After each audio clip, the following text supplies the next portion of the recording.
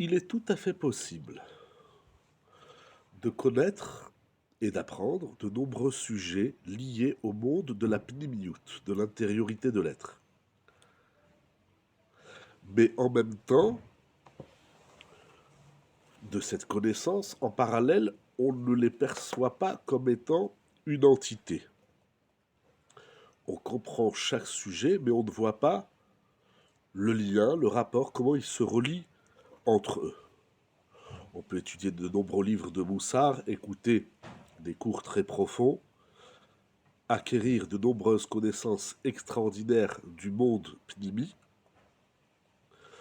On peut même être capable à son tour de donner des cours sur le sujet. On connaît le sujet par exemple de l'amour d'Hachem, la crainte de Dieu, la correction des traits de caractère, la connaissance du Nefesh, le zèle, la simcha, et encore de nombreux sujets, mais on les voit comme étant des sujets indépendants, on ne les comprend pas, on ne les conjugue pas pour en faire une seule entité. Parfois même, on ne comprend pas le lien qu'il y a entre un sujet et l'autre. Puisqu'on ne voit pas d'ordre et d'unité entre les sujets, on ne voit donc pas ici un édifice complet.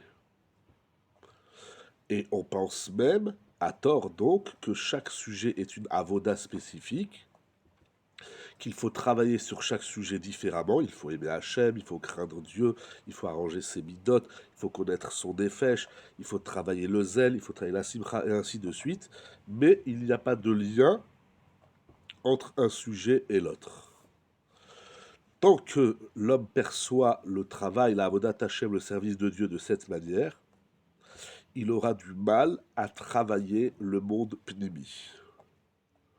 Parce qu'il essaye de servir Hachem dans un monde qui, le Olam Pnimi est un monde unique, d'unité, alors que sa perception est une perception, comme nous avons dit, de monde de dispersion et de segmentation. Si on a une perception segmentaire des notions, on ne peut pas travailler la Pnimiout, parce que la Pnimiout, c'est le Echad. Celui qui s'introduit correctement dans toute la démarche de la construction de l'être avec cette vision claire, il va découvrir une hardout exceptionnelle, une union, une unicité entre tous les éléments. Et plus on rentre dans l'intériorité des choses, plus on dévoile cette grande hardout. Et on dévoile combien chaque élément s'inscrit dans l'union de tous les éléments, jusqu'à ce qu'il arrive au niveau suprême d'unir tous les éléments qui s'appelle Yechida le Yachetra. Je suis une entité qui reconnaît l'entité divine. L'homme doit comprendre et intérioriser que le monde pnimi, le monde intérieur de l'être, du nefesh, est un seul édifice.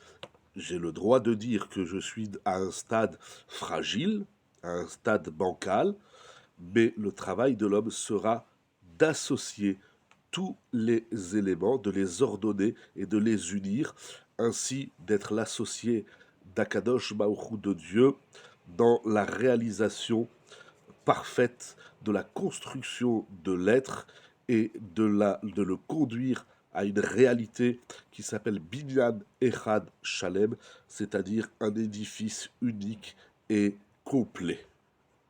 Donc il faut apprendre à ordonner, comme le Rav nous a appris à ordonner, et à trouver le rapport, le lien qu'il y a, qu'est-ce qui relie les notions pour en faire un édifice Echad Veshalem unique et complet. C'est extraordinaire.